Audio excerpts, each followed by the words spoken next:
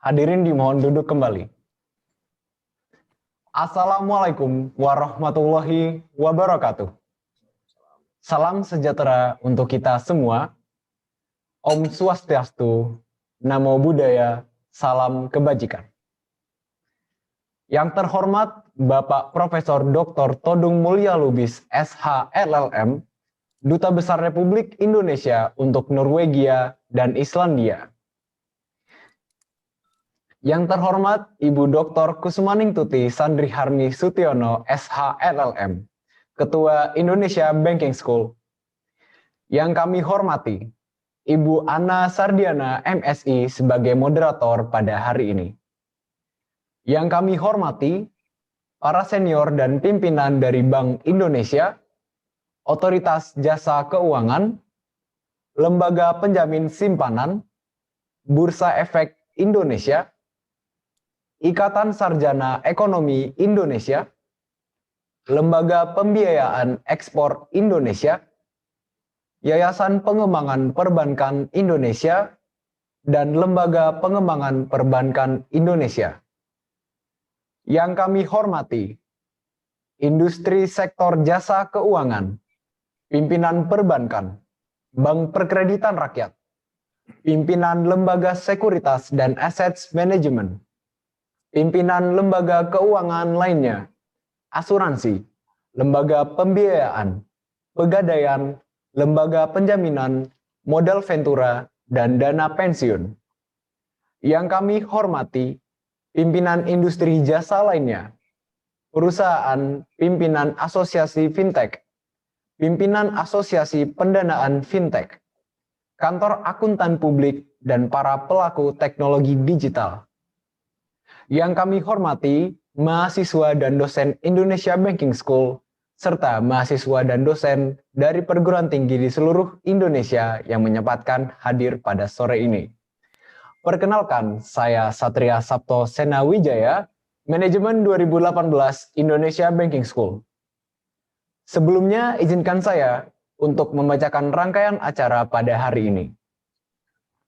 1. Pembukaan. 2. Menyanyikan lagu Indonesia Raya. 3. Doa. 4. Foto bersama. 5. Welcoming Notes Ketua Indonesia Banking School. 6. Pemaparan materi oleh pembicara dilanjutkan dengan tanya jawab. 7. Penyerahan plakat. 8. Penutup. Pada webinar kuliah umum hari ini, dengan total partisipan hingga saat ini mencapai 315 pendaftar, dengan ini saya akan menyapa beberapa perguruan tinggi dan sekolah menengah atas yang sudah hadir. Universitas Muhammadiyah Tapanuli Selatan, Universitas Riau Kepulauan, Universitas Bangka Belitung, Universitas Mataram, Universitas Hasanuddin Makassar, Universitas Negeri Gorontalo, Universitas Nusa Cendana Kupang, Universitas Tadulako Palu, Madrasah Alia Negeri 1 Bone, dan perguruan tinggi lainnya yang tidak dapat kami sebutkan satu persatu. Pertama-tama marilah kita panjatkan puji syukur kepada Tuhan Yang Maha Esa yang telah memberikan rahmat, taufik, dan hidayahnya kepada kita semua, sehingga kita dapat mengikuti acara webinar kuliah umum pada hari ini dengan tema Peran Soft Skill dalam Diplomasi Indonesia di Norwegia dan Islandia, hari ini, Selasa 26 Januari 2021 oleh Indonesia Banking School, The Best Business and Digital Finance Higher Education in Indonesia. Bapak Ibu peserta yang kami hormati, agar acara ini dapat berjalan dengan lancar, alangkah baiknya kita mulai dengan doa yang akan dipimpin oleh Bapak Ustadz Zulfizon SAG MA. Dengan hormat kami silakan. Bismillahirrahmanirrahim. Assalamualaikum warahmatullahi wabarakatuh. Yang terhormat Profesor Todung Mulya Lubis, Ibu Titu, Ketua IBS, untuk acara ini berjalan dengan lancar dan kita semua mendapatkan ilmu yang diberkahi oleh Allah Subhanahu wa taala. Mari kita buka acara webinar kuliah umum ini dengan berdoa kepada Allah Subhanahu wa taala. Kami akan memimpin doa ini dengan cara Islam. Bapak dan Ibu yang beragama lain dimohon untuk menyesuaikan. A'udzubillahi minasyaitonirrajim. Bismillahirrahmanirrahim. Alhamdulillahirabbil alamin. Wassalatu wassalamu ala asrafil anbiya'il mursalin wa ala alihi wa sahbihi rasulillahi ajma'in. Ya Allah, ya Rabbal alamin, Tuhan penguasa dan pengalam semesta. Dalam acara webinar kuliah umum Stay Indonesia Banking School ini kami bersyukur atas segala nikmat yang tercurah kepada kami, ya Allah. Semoga Engkau menjadikan semua ikhtiar dan usaha kami dalam memelihara dan memajukan Indonesia Banking School ini sebagai ibadah dan amal soleh yang bernilai pahala di sisimu. Karuniakan kepada kami kesabaran, kesehatan jasmani dan rohani, serta jalinan silaturahmi yang kokoh, terutama dalam mengarungi kehidupan yang sekarang dilanda oleh pandemi ini. Ya Allah, ya Ghafur, ya Rahim, di sore yang penuh berkah ini, kami keluarga besar dan Sivitas Akademika ST Indonesia Banking School dengan penuh rasa syukur dan bangga mempersembahkan webinar kuliah umum yang akan disampaikan oleh Duta Besar Indonesia untuk Norwegia dan Islandia, Profesor Dr. Todung Mulya Lubis, SH-LLM. Penghargaan dan ucapan terima kasih kami kepada Profesor Dr. Todung Mulya Lubis, SH-LLM, yang telah berkenan berbagi ilmu dan pencerahan di sore ini tentang peran soft skill dalam diplomasi Indonesia di Norwegia dan Islandia. Semoga Allah Subhanahu wa taala, Tuhan yang Maha Kuasa, menjadikan paparan dan ilmu ini yang bermanfaat dan bernilai pahala di sisinya. Ya Allah, ya Rahman, ya Rahim, berikan kepada kami dan karuniakan kepada kami petunjuk dan bimbingan-Mu agar kami senantiasa istiqomah dan disiplin dalam menjalankan tugas kami sehari-hari, dalam mengabdi di IBS ini untuk mewujudkan insan perbankan yang unggul untuk Indonesia maju.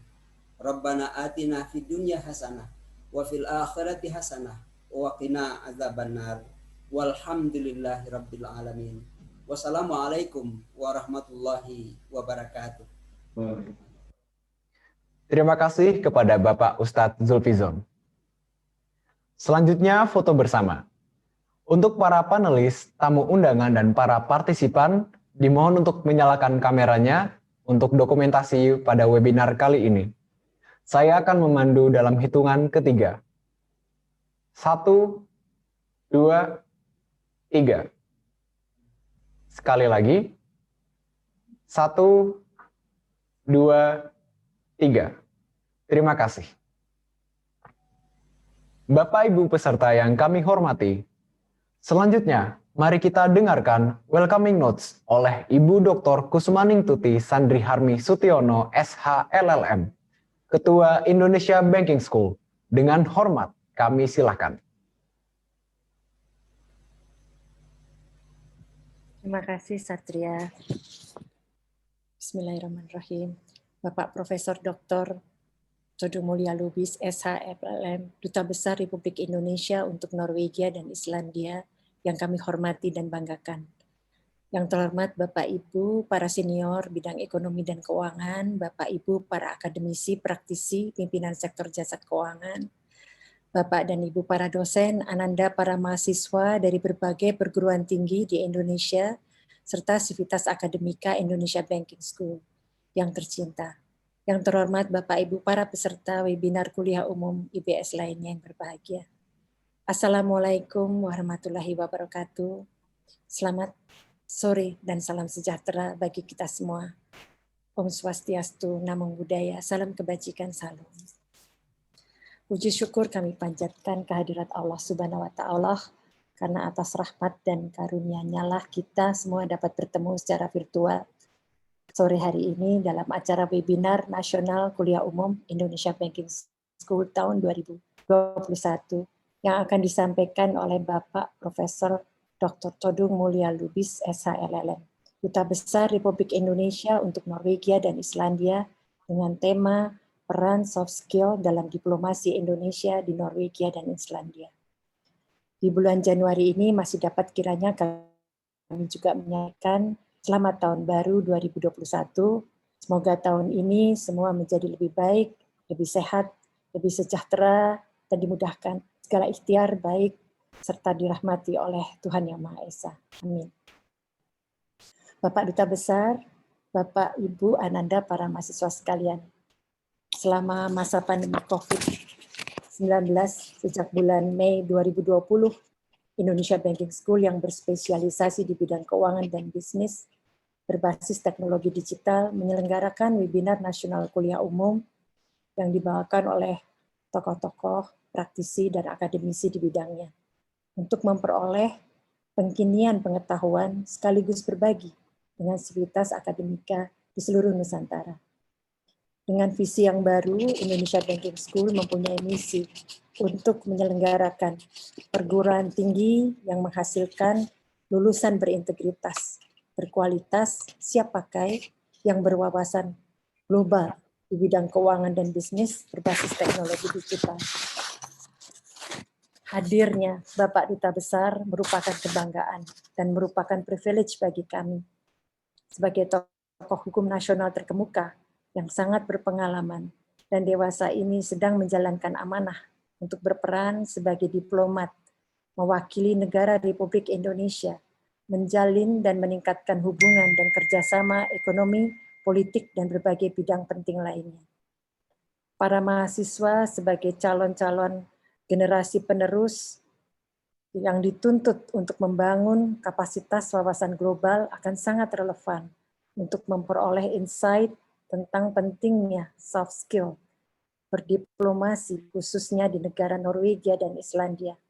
Terima kasih kepada Bapak Duta Besar atas kesediaannya meluangkan waktunya yang berharga untuk berbagi bersama kami. Forum yang sebagian besar dihadiri oleh mahasiswa dan dosen dari IBS dan berbagai perguruan tinggi lain di tanah air ini juga sering dihadiri oleh tamu undangan, para senior di bidang ekonomi dan keuangan, para akademisi, praktisi, pimpinan sektor jasa keuangan, dan industri jasa lainnya. Karena minat, dukungan yang berkesinambungan, serta dedikasinya yang tinggi terhadap dunia pendidikan. Untuk itu kami menyampaikan rasa syukur dan hormat kami.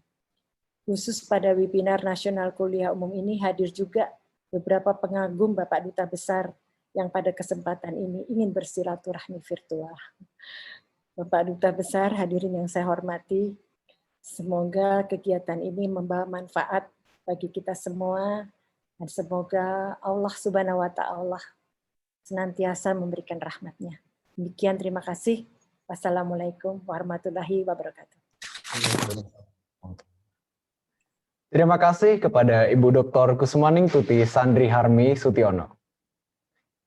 Bapak Ibu peserta yang kami hormati, mari kita ikuti acara utama yaitu webinar kuliah umum dengan tema Peran Soft Skill dalam Diplomasi Indonesia di Norwegia dan Islandia dengan pembicara Bapak Profesor Dr. Todung Mulya Lubis SHLLM, Duta Besar Republik Indonesia untuk Norwegia dan Islandia, yang akan dipandu oleh moderator kita, Ibu Ana Sardiana MSI. Sebelumnya saya akan membacakan CV moderator pada hari ini. Ana Sardiana MSI merupakan dosen tetap Indonesia Banking School. Menempuh pendidikan Bachelor of Science in International Relations di Universitas Hasanuddin, Master of Science in Islamic Economics and Finance di Universitas Indonesia, dan saat ini sedang menjalani pendidikan PhD in Islamic Business di University of Kuala Lumpur, Malaysia. Ibu Ana Sardiana juga mendapatkan research grant dari berbagai instansi negara, di antaranya pada tahun 2015 mendapatkan research grant dari Kementerian Luar Negeri, dan di tahun 2018 mendapatkan research grant dari Kementerian Riset dan Pendidikan Tinggi. Kepada Ibu Ana Sardiana MSI, dengan hormat kami silakan. Terima kasih Mas Satria. Assalamualaikum warahmatullahi wabarakatuh. Selamat sore, salam sejahtera untuk kita semua. Terima kasih Bapak Ibu, rekan-rekan dosen, teman-teman mahasiswa, serta para hadirin dari Sabang sampai Merauke yang sudah hadir pada webinar sore hari ini. Selamat datang, saya ucapkan di webinar Kuliah Umum Indonesia Banking School. Sore ini kita akan belajar tentang peran soft skill dalam diplomasi Indonesia di Norwegia dan Islandia. Bagaimana diplomasi jemput bola yang dilaksanakan oleh KBRI Oslo, kemudian kerjasama ekonomi antara Indonesia dengan Norwegia maupun Islandia, kerjasama pendidikan dengan antara Indonesia dengan Norwegia maupun Islandia. Untuk itu, sore ini bersama kita sudah hadir Bapak Profesor Dr. Todung Mulya Lubis, SH, LLM. Nah, sebelumnya izinkan saya untuk membacakan profil narasumber kita sore hari ini. Bapak Profesor Dr. Todung Mulya Lubis, SH, LLM, lahir di Tapanuli Selatan 4 Juli 1949. Beliau selain sebagai Duta Besar Indonesia untuk Kerajaan Norwegia dan Republik Islandia, juga adalah salah satu dosen pada Fakultas Hukum Universitas Indonesia. Selain itu, beliau juga sebagai Dewan Penasehat pada National Commission on Tobacco Control dan senior partner pada Lubis Santosa Maramis Law Firm. Untuk riwayat pendidikan, beliau menyelesaikan pendidikan S1 di Universitas Indonesia pada tahun 1974. Di tahun yang sama, beliau juga menyelesaikan postgraduate course pada Institute of American and International Law. Di tahun 1978, beliau menyelesaikan LLM pada University of California Law School.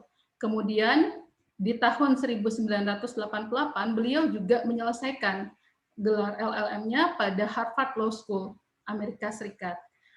Pendidikan doktor beliau selesaikan di tahun 1990 di University of California Law School. Untuk award, ya banyak sekali di sini award yang sudah beliau dapatkan.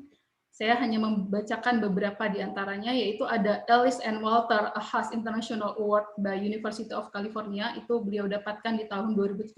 Kemudian ada Fellow Chartered Bani Arbitrator, ini by Bani, ini di tahun 2016. Ya, baik, itu tadi profil singkat pembicara kita sore ini. Selanjutnya kita akan masuk pada sesi pemaparan materi. Nah, pemaparan materi akan disampaikan selama kurang lebih 60 menit. Untuk itu, kami mengharapkan partisipasi dari peserta webinar untuk aktif bertanya selama sesi pemaparan materi oleh narasumber melalui fitur Q&A. Selanjutnya, kepada Profesor Dr. Todung Mulya Lubis, waktu dan tempat kami persilahkan. Assalamualaikum warahmatullahi wabarakatuh. Waalaikumsalam. Sejahtera buat kita semua. Terima kasih Ibu Ana, Ibu Dr. Kusmaning Tuti Sutiono, ya, kawan lama saya yang saya hormati. Saya juga melihat banyak sekali kawan-kawan yang hadir di sini. Ada Ibu Miranda, ada Pak Hartadi, ya, dan yang lain-lain yang membuat saya jadi kangen untuk kembali ke Indonesia. Karena sejak Januari tahun 2020, saya praktis menjadi prisoners of pandemic COVID-19. Jadi tidak bisa kemana-mana, hanya bisa stay di Oslo, dan sudah agak ya fatigue juga dengan webinar-webinar seperti ini, karena almost every day selalu ada webinar. Saya akan bicara mengenai peran soft skill dalam diplomasi Indonesia di Norwegia dan Islandia. Satu topik yang sebetulnya banyak di antara yang hadir yang jauh lebih paham, jauh lebih tahu dari saya. Saya kira Ibu Miranda itu jago dalam soft skill, Pak Hartadi juga jago dalam soft skill, Ibu Kusmaning Tuti juga jago dalam soft skill. Jadi ya dosen yang paling baik, paling mumpuni ada di Indonesia untuk ini. Tapi pekerjaan diplomasi adalah platform untuk maksimalisasi dari semua soft skills, you name it. Apakah komunikasi, apakah interaksi, apakah persuasi, apakah engagement, leadership, networking, dan sebagainya. Itu semua platformnya ada di diplomasi yang kita lakukan, apalagi dalam zaman digital diplomacy yang kita sedang hadapi sekarang ini. Kita praktis hampir 1 tahun tidak bisa bertemu face to face dengan pihak-pihak lain. Kadang-kadang saya merasa, ya apa gunanya menjadi diplomat kalau kita tidak bisa entertaining orang, tidak bisa dinner, tidak bisa ketemu, tidak bisa ikut dalam berbagai meeting di luar. Tapi ya, that's the way it is. Ya. Kita harus hadapi dan terima keadaan ini, dan bagaimana kita memaksimalisasi keadaan yang penuh dengan limitasi ini untuk mencapai goal yang kita inginkan. Nah, Ibu Bapak sekalian tahu bahwa kedutaan itu mendapat mandat oleh Presiden untuk melakukan diplomasi ekonomi. Dan ini yang paling utama pekerjaan kita. Nah, saya tidak tahu apakah dalam keadaan semacam ini memang peluang-peluang itu bisa diraih dengan maksimal. Tapi ya, we will do our best, ya. Karena tidak ada pilihan lain, kita harus mendapatkan sebanyak mungkin peluang untuk bisa membawa investasi masuk ke Indonesia. Nah, persoalan kita adalah Norwegia secara geografis sangat jauh di utara, dan Indonesia mungkin lebih tertarik untuk berbisnis dengan negara yang lebih dekat, ya. Apakah itu China, apakah itu Jepang, apakah itu Korea Selatan, apakah itu Vietnam.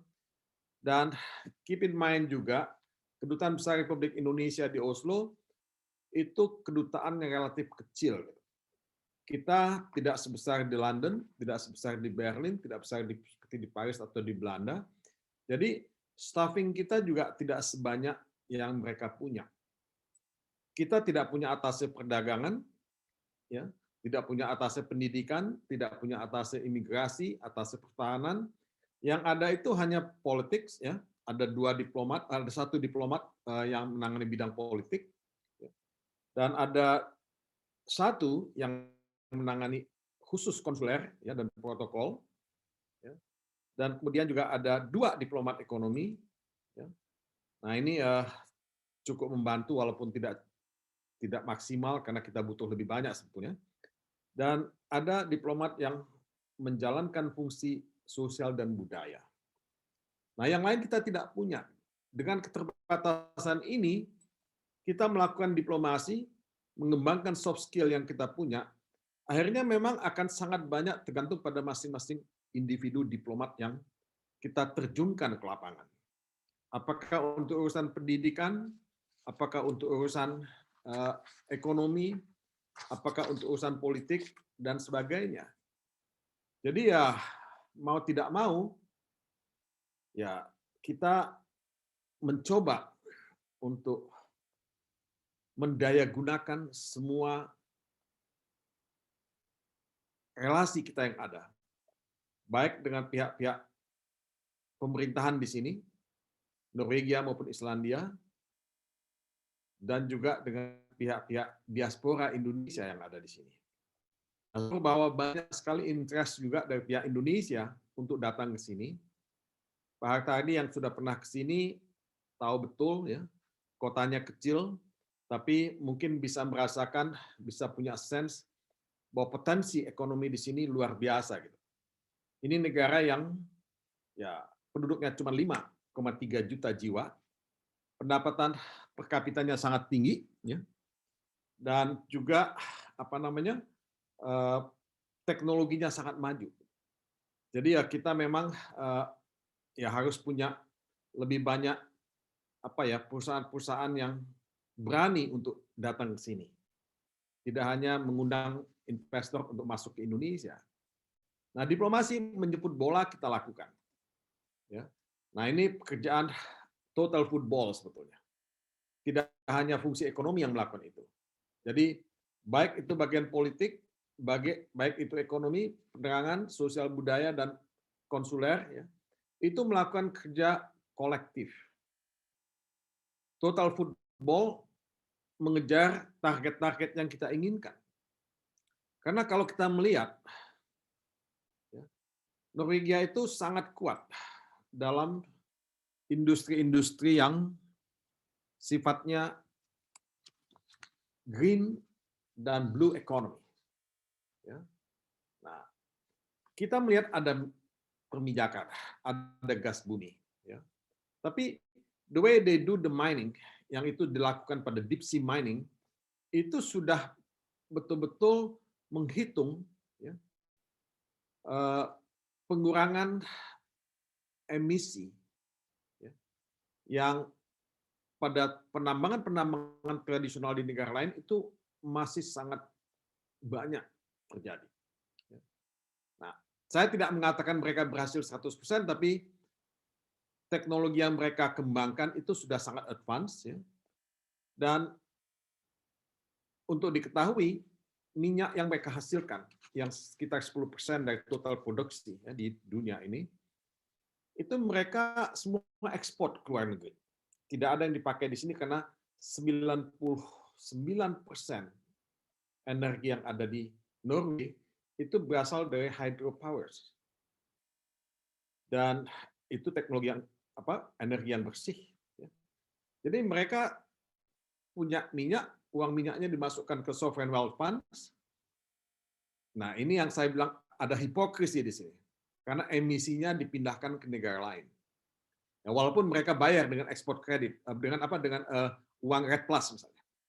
Ya, karena mereka mencoba membantu negara-negara melestarikan lingkungan dan mereka memberikan bantuan. Nah, kompensasi ini yang mereka lakukan untuk, ya, emisi yang mereka buat. Nah, ada perikanan, sektor perikanan yang sangat maju. Walaupun ya tidak sekaya kita variasinya. Mereka sangat kuat dalam industri perikanan salmon, aquaculture. Ya. Dan tentu industri senjata di sini yang tidak banyak diketahui, agak low profile, tapi mereka juga sangat maju. Tapi kalau Ibu Bapak sekalian melihat, ya, perdagangan senjata, ya, Indonesia banyak membeli teknologi defense technology dari Norwegia, baik untuk angkatan udara, angkatan laut maupun angkatan darat. Ya, satellite launchers yang diproduksi di sini itu dipakai di Indonesia, dan itu nilainya tinggi. Jadi added value-nya besar. Nah, Islandia pada sisi lain itu sangat kuat dalam bidang industri geothermal, ya, dan perbankan. Nah, ini teman-teman yang di perbankan pasti sangat tahu. Norwegia, Islandia, negara yang relatif kecil, memang punya kemampuan luar biasa dalam hal ini. Ya. Nah, ini yang kita lakukan dalam upaya-upaya kita mengejar, ya, sektor-sektor, ya, industri yang kita anggap potensial untuk kita bawa ke Indonesia. Nah, strategi jemput bola ini tentu, ya mau tidak mau kita akan sangat banyak bicara dengan stakeholders di sini, ya, business counterparts di sini, ya, dan disinilah kita diuji sebetulnya untuk bisa melakukan persuasi, ya, pendekatan, karena yang paling penting buat saya adalah mereka ini tidak tahu banyak mengenai Indonesia. Ya. Jadi kita ini jadi semacam salesman untuk Indonesia, mengenalkan gitu. Sedikit yang tahu kalau kita bicara dengan mereka. Ya. Jadi apakah mereka tahu misalnya Indonesia ini the largest archipelagic state misalnya? Sebagian tentu tahu. Kemudian apakah mereka tahu bahwa Indonesia ini the third largest rainforest country in the world? Ya, walaupun banyak berita-berita negatif mengenai itu. Ya. Apakah mereka tahu bahwa kita adalah negara the fourth largest population, ya, di dunia ini, the largest Muslim country, negara banyak penduduk Islamnya, tapi Islam yang sangat toleran timbang negara-negara Islam yang lain misalnya. Nah, kita juga punya pertumbuhan ekonomi yang bagus, relatively stable, ya, sekitar 5%, ya, average, ya, walaupun sekarang kita tentu mengalami kontraksi. Dan kita punya banyak sektor-sektor ekonomi yang kita bisa jual. Apakah itu agriculture, apakah itu industries, apakah services. Yang saya kasih, ya tergantung kita melakukan packaging. Nah sekarang juga e-commerce ya sangat banyak ya potensinya, dan fintech itu juga mengundang banyak minat sebetulnya. Ada satu perusahaan fintech di sini yang ingin masuk ke Indonesia untuk melakukan bisnis digital identifications, digital identity, dan digital security. Nah, mereka sudah melakukan komunikasi dengan pihak OJK dan pihak yang lain. Dan menurut saya potensi-potensi ini sangat banyak. Dan kita bisa garap ya dengan sangat serius kalau kita mau melakukan. Ya. Kalau nyesek ibu nggak mau urusan. Ya, oke. Halo. Jadi ya kita memang dihadapkan pada satu situasi. Kalau kita dealing dengan Norwegia dan Islandia, mungkin mindset kita juga udah mesti mulai ada perubahan. Kita harus melihat bahwa sustainable economy, sustainability adalah bukan semata-mata konsep lingkungan ya, hidup, ya, tapi itu juga konsep bisnis yang luar biasa. Gitu. Di balik gagasan sustainability ada economic potential yang bisa dimaksimalisasi. Nah, kalau kita masih tetap dalam kerangka extractive industry, memang agak sulit untuk bisa kawin dengan industri-industri di Indonesia. DNA-nya sudah berubah menjadi sustainable industry. Ya, green economy, blue economy, dan kalau kita melihat pidato-pidato yang ada selalu ya repeating apa yang disebut green economy, blue economy, sustainability, SDG dan sebagainya itu. Jadi ya maukah kita menangkap peluang-peluang ini? Maukah kita menangkap opportunity yang ada ini? Nah, ini challenge yang ada pada kita, karena kalau kita bicara mengenai ekspor yang kecil tradisional, waktu itu saya ingat Pak Har tadi waktu datang ke sini bicara mengenai kopi dari Indonesia. Nah, orang Norwegia itu minum kopi 5 cup satu hari, ya, minimal. Ya. Tapi kopi Indonesia itu sedikit sekali di sini. Kalaupun ada itu dibeli dari Belanda, tidak langsung ke sini. Jadi market itu udah segmented, sudah sangat dikuasai oleh beberapa trader di sini. Nah, saya datang ke satu perusahaan kopi di sini, Solberg Hansen. Nah, saya lihat ya hanya satu kopi dari Bondowoso yang ada. Padahal kopi dari kampungnya Ibu Miranda, kopi Lintong, kopi Mandailing itu bagus sekali dan enak sekali sebetulnya. Tapi tidak bisa kita temukan. Nah, ketika kita mencoba menjual kopi Indonesia, persoalannya adalah ya pertama Indonesian Coffee Traders itu tidak melihat ke sini, karena mereka punya pasar di Belanda dan punya pasar di negara lain. Nah, kedua, kita diminta untuk memasok kopi. Ada satu perusahaan, saya tidak sebutkan namanya, diminta untuk memasok kopi Indonesia dari satu daerah tertentu 6 ton 1 bulan. Dia nggak sanggup. Nah, persoalan kita dengan Norway adalah kita tidak dianggap reliable dalam memasok pesanan-pesanan mereka. Jadi ini mereka jadi merasa oke, kalau misalnya tidak bisa reliable, ya kenapa kita harus bisnis dengan Indonesia? Sama dengan import tuna yang mereka lakukan dari perusahaan-perusahaan Indonesia. 6 bulan pertama bagus importnya, tapi setelah itu kualitas tuna yang diimport itu ditolak oleh pihak Departemen Kesehatan di sini karena dianggap tidak higienis. Jadi hal-hal semacam ini ya menjadi hal yang sangat sangat penting buat mereka di sini, dan kita memang mungkin kurang diligent dalam hal semacam ini. Nah, kerjasama ekonomi Norwegia Indonesia itu Isaka yang paling potensial itu ada energi terbarukan. Ini apakah itu wind powers, apakah itu juga hydro powers, apakah itu juga energi yang datang dari laut. Nah ini juga sangat dimungkinkan. Nah, kemudian minyak bumi dan gas, ada perikanan, dan ada juga sektor yang saya sebut tadi defense technology, tapi itu tidak di develop sebetulnya. Nah, sebelum pandemik sudah ada beberapa perusahaan Norwegia yang akan masuk ke Indonesia untuk hydropowers.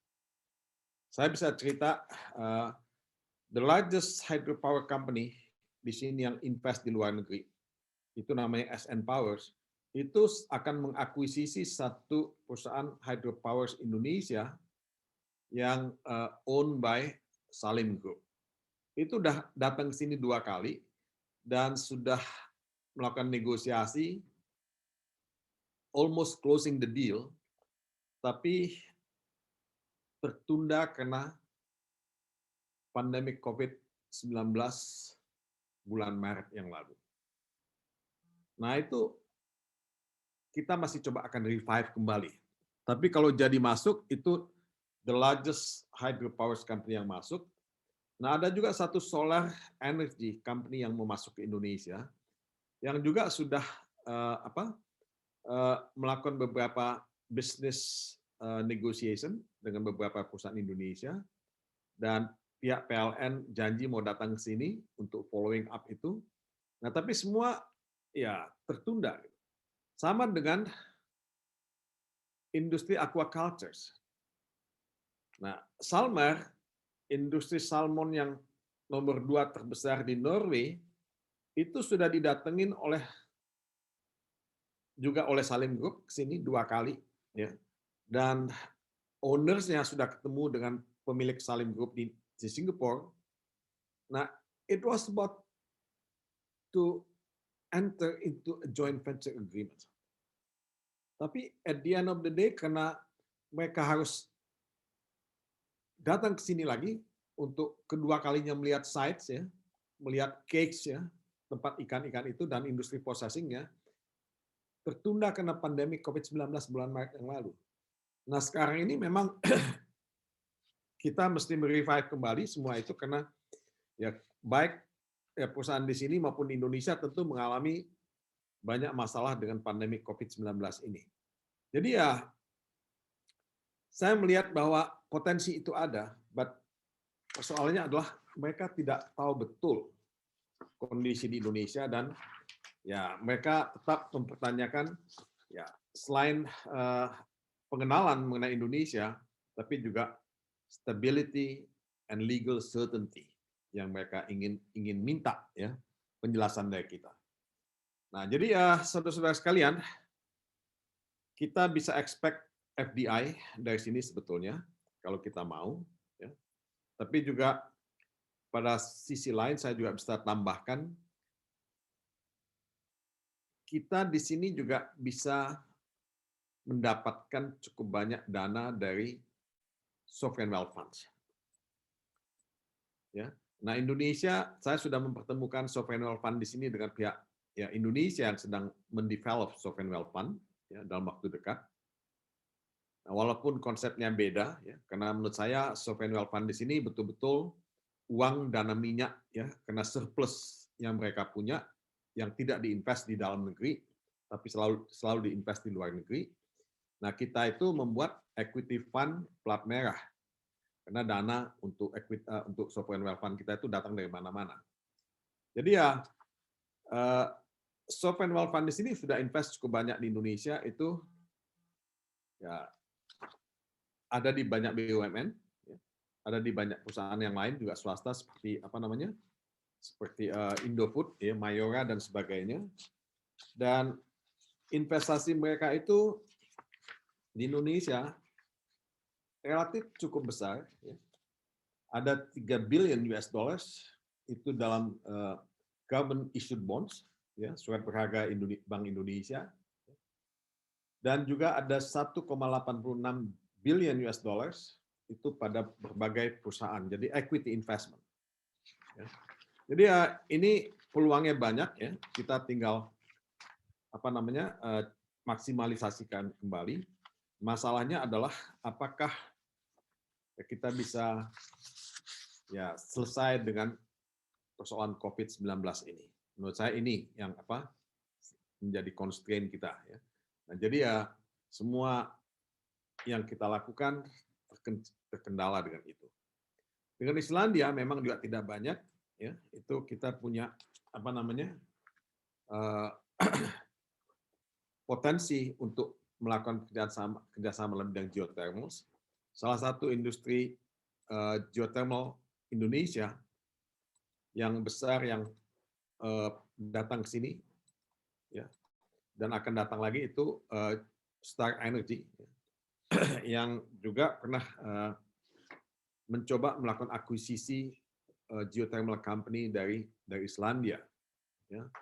Nah, potensi lain tentu adalah potensi dalam bidang perikanan. Jadi saya kira sih ini butuh ya, juga keterlibatan yang lebih proaktif dari teman-teman di Jakarta, apakah itu Kadin, ya, apakah itu BUMN ya, untuk looking north, gitu. Jangan hanya looking ke timur ya, looking east ke China, ke Jepang, ke Korea. Ya, this is about time to look north, gitu. Ya, melihat ke utara, karena potensi di Norwegia, di Swedia, di Denmark itu juga tidak bisa diabaikan. Nah, saudara-saudara, saya kira sih saya ingin mencoba mengajak ya Anda juga untuk melihat ya kerjasama pendidikan Indonesia Norwegia, sebab kita butuh SDM yang sangat handal.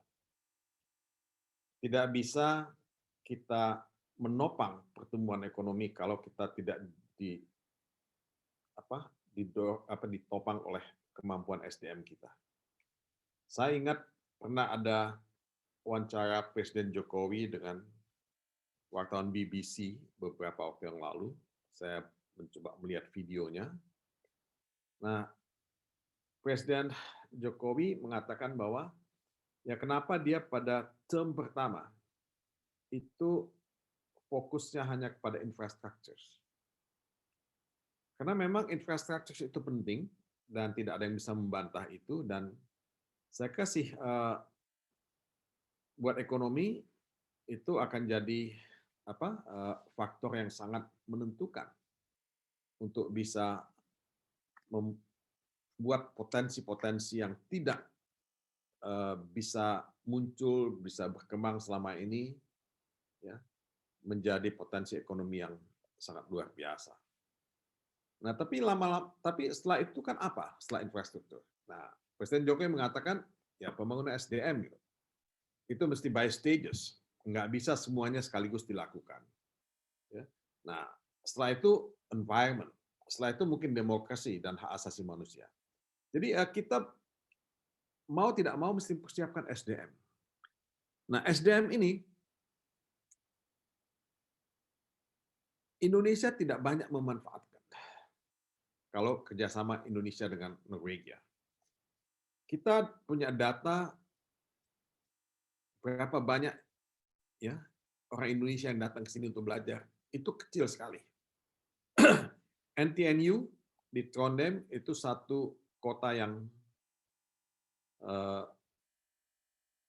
kedua terbesar di Norway, pusat pendidikan untuk industri minyak, gas bumi, energi terbarukan, dan digital technology.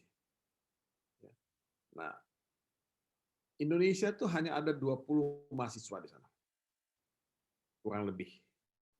Di Stavanger, ya, itu juga kota yang fokusnya pada minyak ya dan gas bumi, itu ya sekitar 10 mahasiswa. Di Oslo University, ya, itu lebih sedikit lagi. Ada di Fakultas Hukum, ya, dan di Fakultas Ekonomi tidak ada, ya. Ini lebih banyak ilmu sosial kalau di Oslo. Di Agder University ada kerjasama dengan UGM, sudah berlangsung 30 tahun.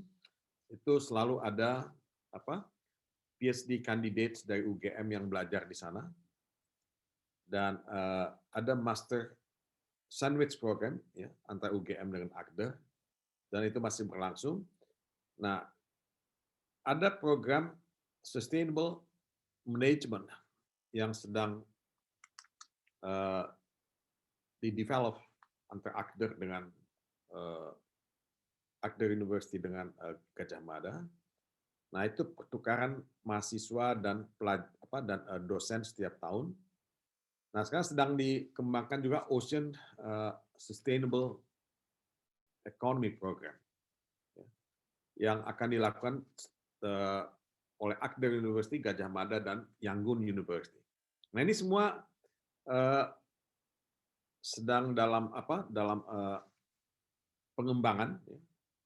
Nah, kita bisa mencetak cukup banyak master dan PhD dari program-program ini. Dukungannya dari pemerintah Norwegia sangat positif, dan Indonesia sekarang termasuk dalam apa yang disebut strategic country, partner mitra country, ya, negara mitra oleh Norwegia. Jadi prioritas itu diberikan kepada Indonesia sekarang ini. Nah, untuk diketahui bahwa belajar di sini tuition-nya itu gratis, baik buat warga negara Norwegia maupun orang asing. Nah, saya selalu mengatakan, ya, datang ke Norwegia untuk belajar, karena kita akan punya perspektif tambahan, tidak hanya perspektif liberal, ya, ekonomi, tapi di sini ada welfare economy, welfare economy yang menurut saya juga bisa dikatakan sintesa dari liberal economy dengan sosialisme. Nah, ini negara yang ya tidak sepenuhnya kapitalistik, ya, tapi tidak juga sepenuhnya sosialistik. Tapi kalau kita lihat peran state-owned company di sini luar biasa, gitu. Jadi BUMN di sini itu motor dari ekonomi di sini. Nah, sistem ekonominya juga sangat sangat in a way emansipatoris dan egaliter. Ya, orang semua, kita sulit untuk melihat gap, ya, antara yang kaya dengan yang miskin, karena semua kelihatannya kurang lebih sama, ya. Tidak terlalu senjang, tidak terlalu pincang, ya. Yang kaya banget, ya, ada tentu, tapi tidak mau mempertontonkan kekayaannya, ya.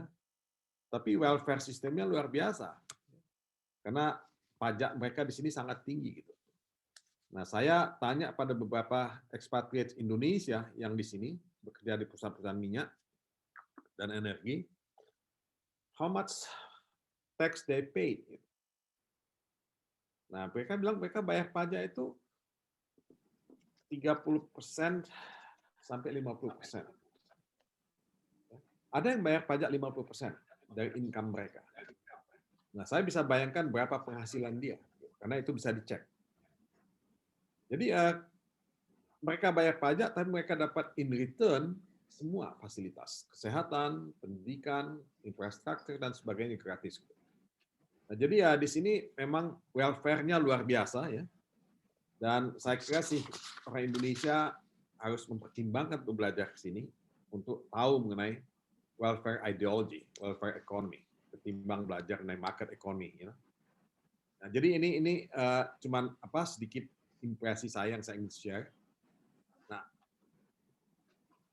saya katakan tadi tuition-nya gratis, tapi cost of living mesti di cover. Nah, ada mitos yang sangat, ya, kental pada kita semua bahwa biaya hidup di sini tinggi. in a way kalau kita makan di restoran setiap hari, ya pasti tinggi. In a way kalau kita hidup mewah, ya pasti mahal. Tapi as a student, saya tanya kepada mahasiswa Indonesia di Stavanger, berapa sih average cost of living 1 bulan ya, yang mereka habiskan? 800 US dollars. Monthly ya, expenses. Kalau 800 US dollars, banyak orang Indonesia yang bisa datang ke sini untuk belajar, karena tuitionnya gratis. Nah, kemudian saya waktu bicara dengan Dean Law School di Oslo University, karena kita sedang mencoba mendevelop kerjasama antara USU dengan Oslo University, kerjasama dengan UI juga. Nah, mereka setuju kerjasama, ya, dan mereka setuju menerima mahasiswa Indonesia untuk belajar di sini. Semua gratis tuitionnya. Saya tanya, how much cost of living in Oslo? Setiap bulan berapa? Dia bilang cuma $1.000. Mereka itu kalau kita mau hidup sebagai mahasiswa, gitu. Ya, kalau kita mau hidup bukan sebagai mahasiswa tentu bisa lebih. Nah, jadi ada apa ya? Ada mitos yang salah mengenai cost of living di sini. Jadi apakah pendidikan di sini mahal? Ya, it depends. Tapi menurut saya sih it is still affordable. Ya, kalau kita mau ngomong soal pendidikan. Tapi keep in mind juga, even pendidikan di sini itu fokusnya pada sustainability, sustainable management, ya, sustainable ocean, forestry, ya, economy, selalu fokusnya pada sustainability. Jadi udah ada shifting yang terjadi di Norway. Nah, shifting inilah yang belum terjadi di Indonesia. Kita masih bicara mengenai fossil fuel, kita masih bicara mengenai apa namanya extractive industries. Kita tidak shifting, tidak shift ke renewable energy, tidak shift ke sustainable economy. Nah, saya kira ini yang kita alami, ya. Dan kalau kita ingin menangkap potensi ekonomi dan potensi pendidikan di sini, this is what we have to do. Jadi kita mesti juga ikut shifting kalau kita mau melakukan itu, karena ini yang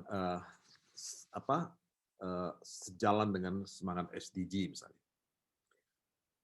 Nah, kalau saya boleh masuk kepada sekilas kegiatan Kedutaan Besar Republik Indonesia. Nah, kita di Kedutaan Besar Republik Indonesia ini saya datang pada tahun 2018 bulan April persisnya. Kita termasuk negara yang super aktif dalam pekerjaan diplomasi kita. Kita ikut banyak dalam kegiatan kebudayaan. Malah kita tahun 2019 sudah mengadakan the first Indonesian Festival di downtown Oslo. Tidak ada kedutaan besar di sini yang bisa mengadakan Indonesian Festival di downtown Oslo, karena di tempat itu hanya ada 3 event setiap tahun. Satu itu semacam pasar malam Natal, ya, di mana dijual semua handicraft untuk hari Natal. Kedua, Gay Parade, ya, jadi peringatan untuk tahunan acara-acara LGBT. Dan ketiga, Festival Indonesia. Dan tahun 2020 sebetulnya kita sudah punya planning untuk membuat the second Indonesian Festival, mendatangkan semua delegasi dari Papua, Papua Barat, Maluku, dan NTT. Dan itu akan jadi festival yang paling besar sebetulnya. Tapi ya itu yang kedua tidak terjadi karena tiba-tiba kita ada COVID, ya. Nah, tapi itu jadi ajang diplomasi kebudayaan sekaligus diplomasi ekonomi. Karena bersamaan dengan itu kita juga bukan hanya menampilkan semua kekayaan budaya kita, tapi juga semua produk-produk kita. Apakah itu kopi, malah minyak sawit ya. Itu kita bawa ke sini dan mereka asosiasi sawit itu masak nasi goreng di festival itu dan kemudian membagi-bagikan nasi goreng kepada pengunjung dan menjelaskan bahwa itu minyaknya sawit. Dan banyak yang tidak keberatan makan ya, apalagi makan gratis semacam itu. Nah, kita juga ya ada pengembangan promosi pariwisata. Di sini kita memang kalah jauh dari Thailand ya untuk pariwisata karena ya kita menurut saya kurang atau tidak punya strategi yang cukup komprehensif ya, proaktif dalam pengembangan pariwisata ini. Kalau kita bandingkan dengan Thailand misalnya. Saya waktu ketemu dengan Pak Hartadi di kedutaan, kita bicara mengenai pariwisata. Saya bilang, kenapa Indonesia kalah dengan Thailand? Padahal Indonesia jauh lebih indah, jauh lebih cantik ketimbang Thailand dalam dunia pariwisata. Kita hanya mampu mendatangkan 20.000 turis dari Norway setiap tahun ke Indonesia. Kenapa Thailand bisa mendatangkan 180 ribuan ke atas, hampir 200.000? Ya, banyak hal yang bisa kita lakukan dan tidak kita lakukan. Thailand punya Thai Airlines yang terbang setiap hari ke Oslo. Kedua, Thailand memberikan visa gratis, free visa itu 60 hari. Kita hanya 30 hari pada waktu itu. Ketiga, ya di sini banyak sekali restoran-restoran Thailand yang menjadi focal point untuk pengembangan budaya dan promosi turisme. Dan kita tidak punya satupun Indonesian restaurant di sini. Nah, restoran Thailand di sini di fundingnya datang dari pemerintahan Thailand sendiri. Soft loan dan chefnya di train oleh pemerintah Thailand dan kemudian juga bumbu masaknya dikirim melalui Thai Airlines dan itu sangat populer dan sangat efektif untuk menggait turisme. Dan juga saya dengar di Thailand itu landed house bisa dibeli, di Indonesia masih belum dibeli. Padahal landed house kalaupun dijual, rumahnya nggak akan bisa dibawa kemana-mana kok. Uangnya udah masuk. Nah, jadi banyak hal yang bisa dilakukan dan menurut saya kita agak kurang firm dalam membangun ya industri turisme di Indonesia kalau melihat ya potensi yang ada.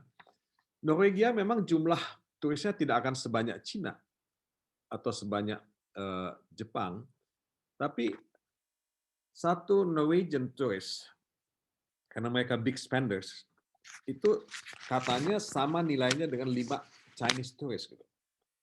Jadi kalau 20.000, ya sebetulnya ngitungnya bisa 100.000, karena spending yang mereka lakukan itu luar biasa. Gitu. Nah, jadi ini saudara-saudara ya, potensi-potensi yang ada yang kita masih bisa develop, karena saya percaya Indonesia jauh lebih indah dibanding Thailand dalam banyak hal. Ya. Tapi ya kita nggak manfaatkan itu.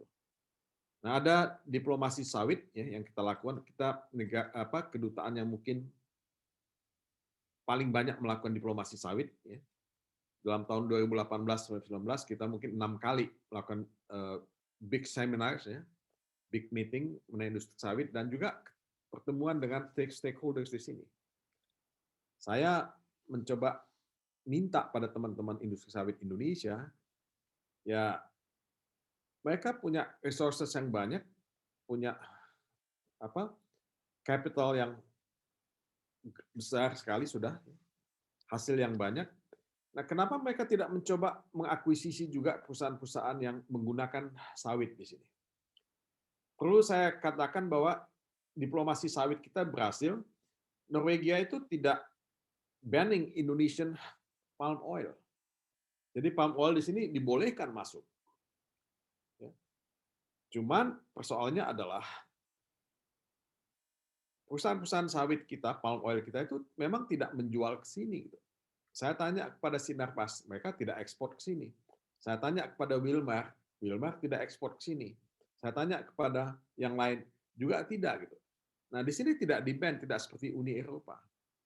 Nah, memang ada tuntutan dari beberapa LSM untuk banning palm oil. Ada resolusi dari DPR di sini untuk banning palm oil, tapi pemerintah Norwegia tidak mengadopsi resolusi itu sebagai kebijakan. Jadi, ketika kita bicara dengan Menteri Perdagangan di sini, well, semua masih dibolehkan.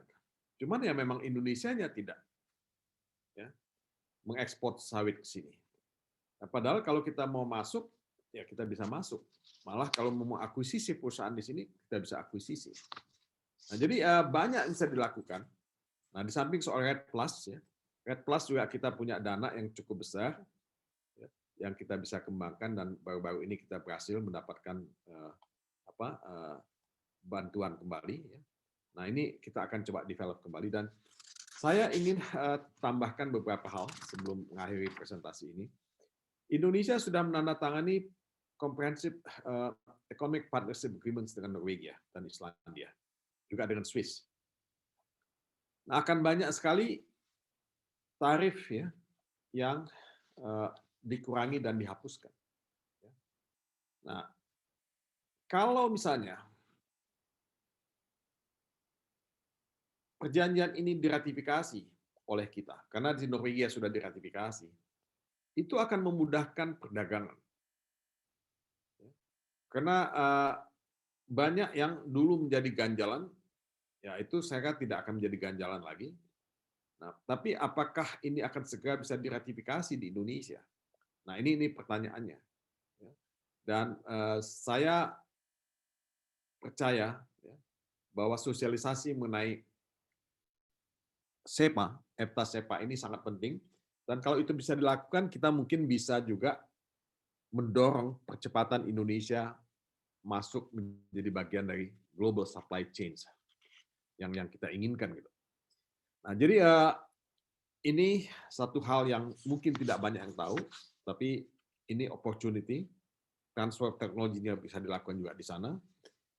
Dan tentu saya harus juga mengkaitkan bahwa kita juga baru saja menggolkan Omnibus Law.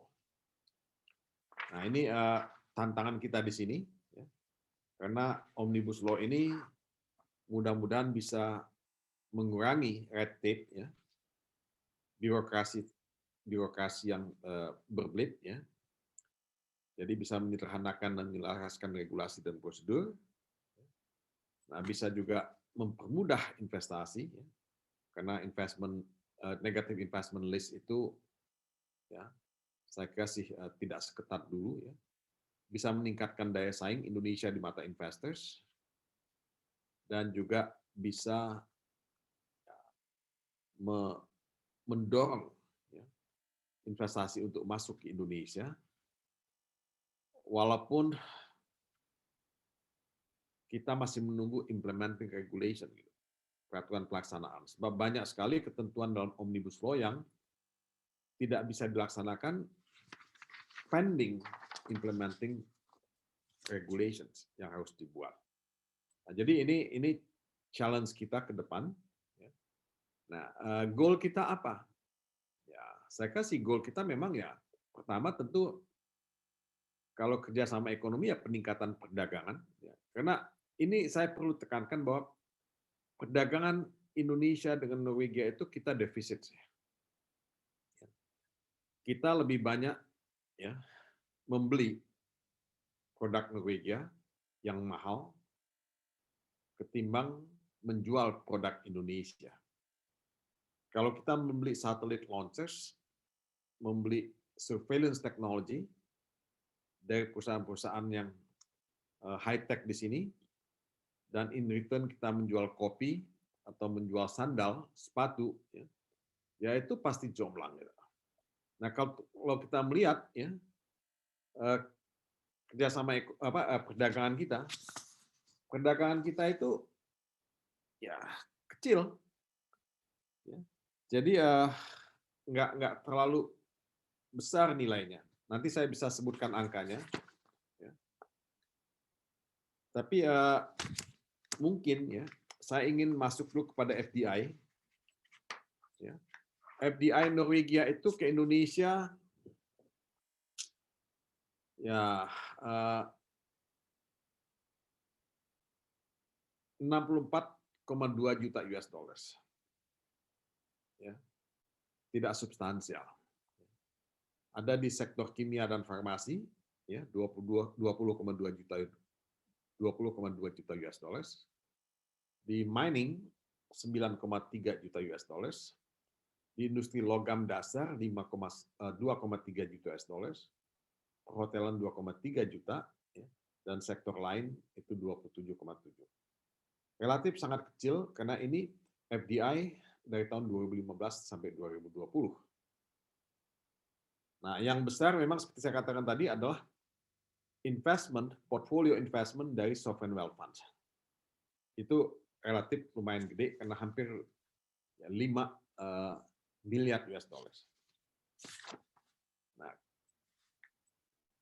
kalau kita melihat Islandia akan lebih kecil lagi. Jadi ya saya akan skip aja yang Islandia. Nah, kalau perdagangan saya bisa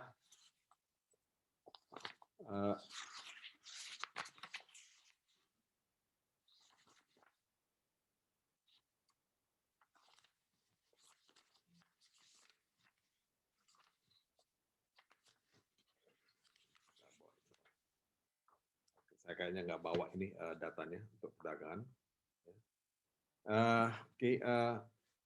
Saya kembali ke sektor pendidikan aja, karena saya nggak bawa datanya di perdagangan kelihatannya. Nah, kalau pendidikan, tadi sebagian sudah saya coba jelaskan ya, pertukaran pelajar, peningkatan kedatangan pelajar Indonesia ke Norwegia, ya, joint research yang bisa dilakukan, kemudian beasiswa untuk master program ya, dan sustainable management yang juga sedang dikembangkan adalah untuk ocean, ya, sustainable economy. Nah, inilah bidang-bidang yang sedang dikembangkan di sini dan menurut saya kalau kita bicara mengenai SDM Indonesia, ya ini yang sangat penting ya kita bisa perhatikan kalau kita mau mendevelop kerjasama itu. Nah, penerimaan mahasiswa di sini sudah sangat banyak saya jelaskan tadi. Jadi ya yang penting kalau menurut saya sih adalah ya bagaimana kita bisa ya memanfaatkan opportunity ini karena kita bisa ya, mendapatkan potensial investors dan peningkatan perdagangan di sini kalau kita memang bisa melakukan hal-hal yang ya lebih strategis misalnya dan lebih long term gitu. Itu yang kita bisa lakukan. Nah, saya nggak tahu apakah saya masih punya waktu atau tidak. Ini sudah 11.45. Oke, mungkin saya akhir di sini. Saya akan senang kalau bisa menjawab beberapa pertanyaan atau sharing pendapat ya. Karena saya nggak bisa klaim juga saya akan bisa jawab semua pertanyaan. Karena banyak pakar juga yang ada pada webinar. Terima kasih banyak.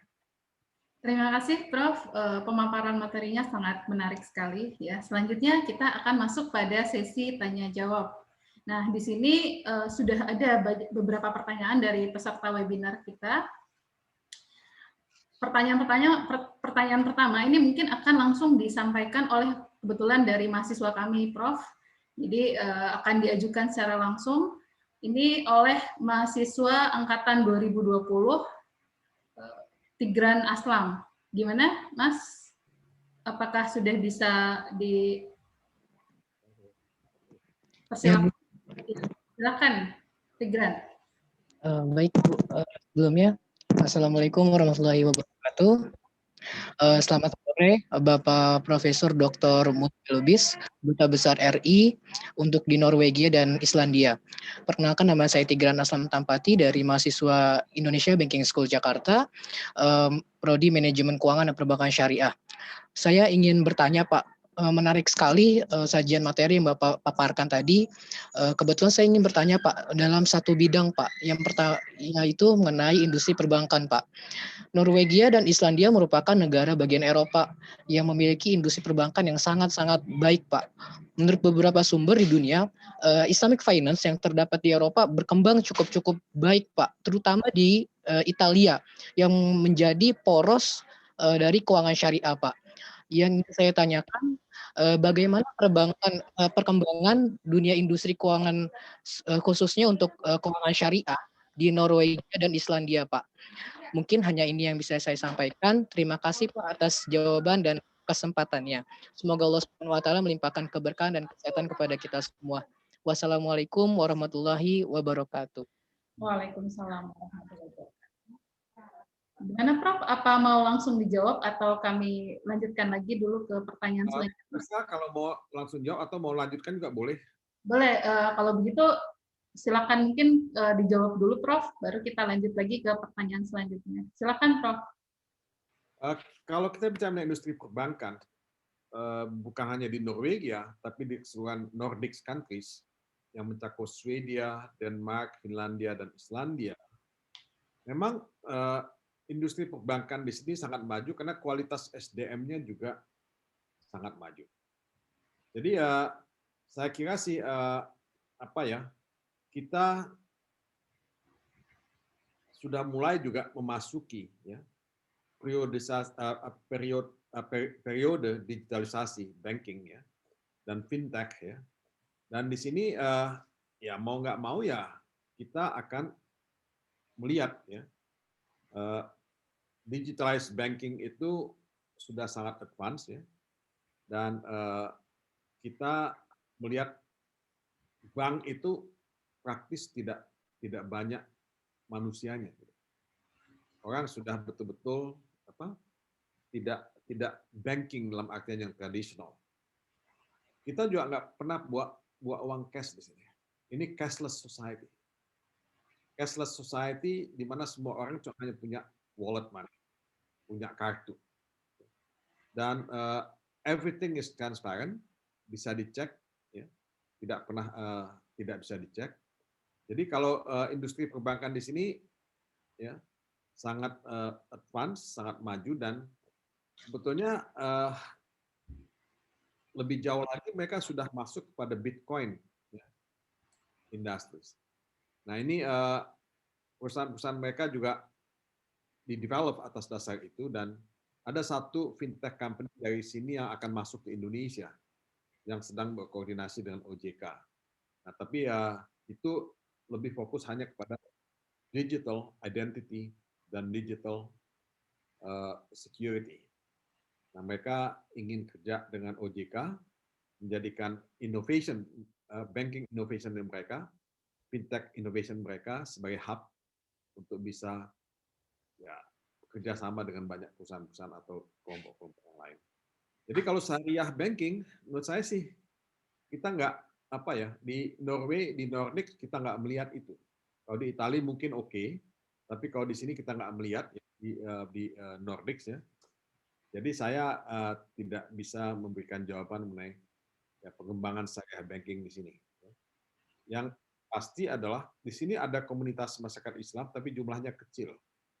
Ya, jumlahnya kecil dan ya tidak signifikan. Ya, mungkin secara ekonomi dianggap tidak terlalu relevan mungkin untuk perbankan. Ya. Oke. Ya. Terima kasih, Prof. Gimana, Tigran? Ya. Alhamdulillah, terima kasih banyak Prof atas waktunya dan jawabannya. Terima kasih. Baik, kita lanjut ke pertanyaan kedua dari saudari Vini Manik. Ya, gimana? Vini Manik sudah bisa join? Silakan. Sudah Bu, terima kasih. Selamat sore Prof. Saya Vini Manik dari Indonesia Banking School angkatan 2020. Saya ingin bertanya Prof, seperti apakah dampak dari hubungan bilateral Indonesia dengan Norwegia dan Islandia bagi UMKM yang ada di Indonesia? Dan bagaimana upaya pemerintah dalam mendorong kemajuan UMKM dalam kerjasama bilateral pada masa pandemi sekarang ini, Prof. Terima kasih, Prof. Oke, pertanyaan yang bagus sekali ya. Saya kira sih kita memang harus juga fokus pada pengembangan UMKM. Nah, di sini ada kebijakan yang memprioritaskan small and medium industries. Ya. Jadi mereka juga mendapatkan fasilitas financing ya, dari pihak pemerintah. Termasuk kalau mereka ekspansi ke luar negeri dan bekerja sama dengan industri-industri di luar negeri. Nah, satu badan yang dibentuk oleh pemerintah Norwegia disebut Innovation Norway, ya, itu bekerja untuk menampung minat UMKM di sini, perusahaan-perusahaan kecil, startups ya, yang ada di sini, untuk bekerja sama di luar negeri. Nah, kita sudah bertemu dengan sekitar 10 sampai 15 startup companies ya, yang bekerja mengembangkan renewable energy dan mencoba mengembangkan waste to energy ya, di Norway yang ingin ke Indonesia. Nah, saya mengencourage mereka untuk tidak bicara dengan perusahaan-perusahaan yang besar di Indonesia, tapi looking for small and medium companies. Dan juga looking for mungkin BUMD di daerah. Nah, jadi BUMD di daerah itu mungkin bisa di-develop, bisa dikembangkan untuk mengembangkan industri waste to energy misalnya, atau waste management. Nah, ini kerjasamanya didukung oleh pemerintah Norwegia. Nah, sejauh mana financing, pembiayaan, saya bisa jelaskan di sini bahwa sumber pembiayaan yang diberikan oleh ekspor kredit di sini, oleh Note Fund di sini, itu relatif cost of money-nya rendah, lebih murah. Jadi kalau kita bandingkan dengan loan ya, yang kita dapatkan dari pihak-pihak perbankan di Indonesia atau di Singapura, di sini relatif sangat reasonable. Nah, ketika saya membawa beberapa perusahaan Indonesia untuk mendapatkan prospek financing dari perusahaan dari ekspor kredit di sini, dari Note Fund di sini, mereka bilang kok kita dapat murah banget di sini financingnya, tidak seperti di Indonesia. Nah, jadi kalau mau bergerak dalam bidang UMKM semacam ini, ada peluang di sini. Tapi kembali saya ingin tekankan fokusnya tetap sustainable economy, sustainable industry. Nah, waste to energy itu bagian dari sustainability. Waste management, hydropower itu bagian dari sustainability. Nah, financingnya itu 70% dari semua pembiayaan. Dan kalau kita punya equity 30%, dia bisa kasih 70% dari sini, relatif lebih murah, dengan catatan harus ada teknologi Norwegia komponen dalam financing itu.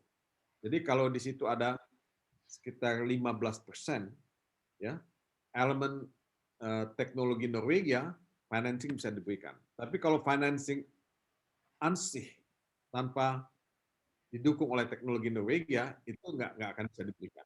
Itu persyaratannya. Kalau bunganya, cost of money-nya relatif kecil. Mungkin itu ya. Oke, gimana Vini Malik? Sudah cukup saya rasa ya? Sudah. Terima kasih, Prof. Oke. Baik, Prof. Kita sepertinya sudah berada di penghujung acara. Ini sebenarnya banyak sekali pertanyaan yang masuk ya. Namun mengingat keterbatasan waktu, sepertinya kita harus mengakhiri webinar kita pada sore hari ini. Nah, selaku moderator, Bu Ana, ya, bisa nggak diambil yang dari bukan mahasiswa IBS, pertanyaannya diambil. Tolong diambil pertanyaan dari yang non-IBS. Dari chatting. Baik, Bu. Kalau diperkenankan, Prof. Mulia dikasih kesempatan bagi. Iya, silakan. Banyak sekali, Prof. Bu Ana. Ini Saya bacakan mungkin yang pertama ya Prof, ini ada dari Giantara Anggang, Departemen Administrasi Bisnis Universitas Pajajaran. Oke. Pertanyaannya, melihat pengelolaan SWF Norwegia yang sangat baik, dikaitkan dengan kepercayaan publik terhadap dana yang diinvestasikan kepada pemerintah, apa asas dan prinsip hukum Norwegia yang bisa diterapkan dalam pengelolaan SWF Indonesia ke depan? Demikian Prof untuk pertanyaan dari Giantara Anggang, Departemen Administrasi Bisnis Universitas Pajajaran. Silakan Prof. Waduh, ini menarik pertanyaannya. Saya ingin menjelaskan dulu, Bu Ana ya. Konsep SWF di sini itu agak beda dengan konsep SWF kita. SWF di sini kan pure money-nya, uangnya itu datang dari surplus yang mereka punya. Ya. Nah, ketika mereka tahun 60 itu mereka masih relatif negara yang tidak kaya seperti sekarang. Tapi ketika minyak itu sudah ditemukan dan produksinya mereka sudah mulai pada menjelang tahun 70-an, mendadak Norway menjadi sangat kaya. Paling kaya dibandingkan dengan Swedia, Denmark, Finlandia. Nah, income per kapitanya sudah 80.000 kalau kita mau melihat. Nah, uang minyak ini diapakan? Uang minyak ini dimasukkan ke dalam dana sovereign wealth funds. Semuanya tidak dipakai di dalam negeri. Nah, jadi mereka dikelola oleh satu badan, ya, dana pensiun, ya, yang mengatur investasi mereka. Makanya investasi mereka itu dilakukan di semua perusahaan, hampir semua perusahaan Fortune 500. Jadi mereka punya 2,4% saham equity di Fortune 500. Bayangkan negara kecil seperti ini punya seperti itu. Luar biasa gitu. Nah, jadi mereka setiap tahun tuh dapat dividen banyak sekali dari situ. Uang minyak setiap tahun masuk ke sana, tidak dipakai dalam negeri. Nah, kemudian mereka invest lagi. Invest di mana? Invest di surat berharga, bonds. Dan juga sedikit real estate. Jadi yang unlisted company itu hanya sedikit yang diinvest oleh sovereign wealth funds. Nah, jadi pengelolaan mereka itu betul-betul dikontrol karena di sini ada ethical guidelines yang dibuat oleh DPR. Mereka hanya boleh invest di perusahaan-perusahaan yang misalnya tidak merusak lingkungan. Kedua, tidak mempekerjakan buruh anak. Tiga, misalnya tidak membuat tidak memproduksi tembakau, misalnya, rokok, misalnya. Kayak gitu. Jadi ada ethical guidelines. Mereka punya. Ini semua kaitannya dengan sustainability.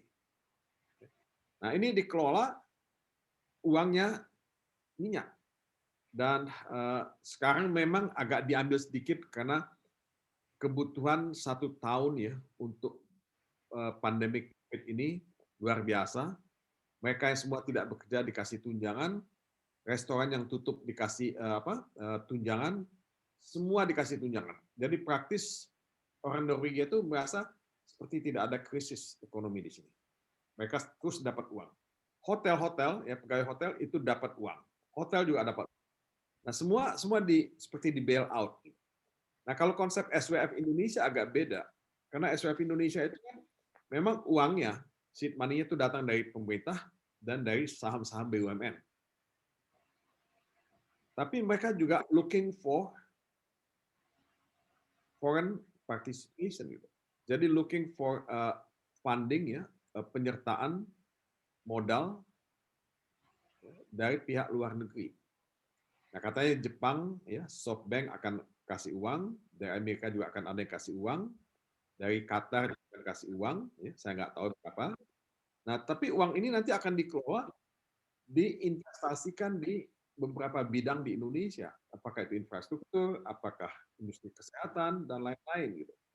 Nah, kalau SWF Norwegia nggak boleh investasi di dalam negeri. Dia tidak boleh bersaing dengan industri domestik, industri dalam negeri. Dia hanya boleh investasi, beli equity, saham-saham perusahaan di Fortune 500 atau di kita Bank Mandiri punya, ya, BNI punya investasi dari SWF di sini. Jadi dia tidak mematikan industri dalam negeri. Nah, mereka karena industri pertanannya maju, persenjataannya maju, hydropower-nya maju, mereka itu biaya APBN-nya dapat dari sana semua. Tidak dari uang minyak. Jadi uang minyak ini numpuk terus gitu. Kita ini punya oil boom dulu, kaya dengan minyak, rezeki nomplok, tapi uangnya entah kemana gitu. Nah, coba kalau kita lakukan seperti yang mereka lakukan gitu. Jadi kita ini ya udah hilang sangat banyak ya KKN kita. Nah, jadi kalau Anda membandingkan SWF di sana dan SWF di sini, ini ketika kita bikin webinar SWF Indonesia ya, teman-teman yang menyiapkan SWF Indonesia dengan SWF di sini, ya kita beda konsep gitu. Jadi teman-teman dari Norwegia mengatakan kalian ini sebetulnya membuat equity fund gitu. Ya saya bilang pada mereka juga sebelumnya ini equity fund plat merah yang dibuat Indonesia. Konsepnya tidak sama dengan sovereign wealth funds yang ada di sini. Jadi agak beda, tapi ya mereka terbuka untuk kerjasama walaupun saya tidak tahu apakah akan di follow up, tapi mereka disuruh invest nanti dulu ya Mas, saya kabarin kalau udah deal. Mereka tidak kelihatannya tidak berminat untuk invest di SWF Indonesia. Mereka akan tetap invest di perusahaan yang sudah listed di bursa dan di surat-surat berharga atau bonds. Baik, terima kasih banyak Prof untuk jawabannya. Ini sekali lagi masih banyak sekali pertanyaan sebenarnya, cuman mengingat waktu ini sudah menunjukkan pukul 6:05 ya di Jakarta. Sehingga mau tidak mau kita harus mengakhiri webinar kita pada sore hari ini. Selaku moderator, saya mohon maaf jika terdapat kekurangan selama memandu webinar kuliah umum pada sore hari ini. Untuk selanjutnya, acara saya kembalikan kepada MC. Terima kasih kepada Ibu Ana Sardiana, MSI. Pemberian plakat secara virtual sebagai tanda terima kasih kepada pembicara dari Indonesia Banking School. Indonesia Banking School menyampaikan apresiasi dan penghargaan yang tinggi atas kesediaan dan waktu dari Bapak Profesor Dr. Todung Mulya Lubis, SH, LLM.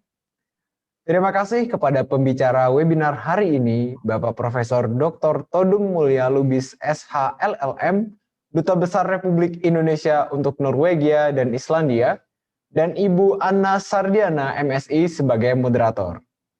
Sekali lagi, saya mewakili mahasiswa Indonesia Banking School menyampaikan banyak terima kasih kepada Bapak Profesor telah menyampaikan materi yang sangat bermanfaat bagi kami. Pengumuman e-certificate dan materi akan dikirimkan melalui email masing-masing kepada yang sudah mendaftar. Dengan ini berakhir sudah webinar kuliah umum pada hari ini. Kami mengucapkan banyak terima kasih kepada pembicara, moderator, tamu undangan, para partisipan webinar kuliah umum, mahasiswa, dan pimpinan Indonesia Banking School beserta jajarannya, mahasiswa dan dosen seluruh Indonesia, dan jangan lupa untuk follow akun sosial media Indonesia Banking School. Sampai jumpa di webinar kuliah umum selanjutnya. Bukan Satria kalau tidak ditutup dengan pantunnya. To Norway bringing a tool, from Iceland catching a fish. My name is Satria from Indonesia Banking School. Thank you for all attendees. Wassalamualaikum warahmatullahi wabarakatuh. Terima kasih banyak Pak Dubes waktunya. Terima kasih. Terima kasih Pak Todung.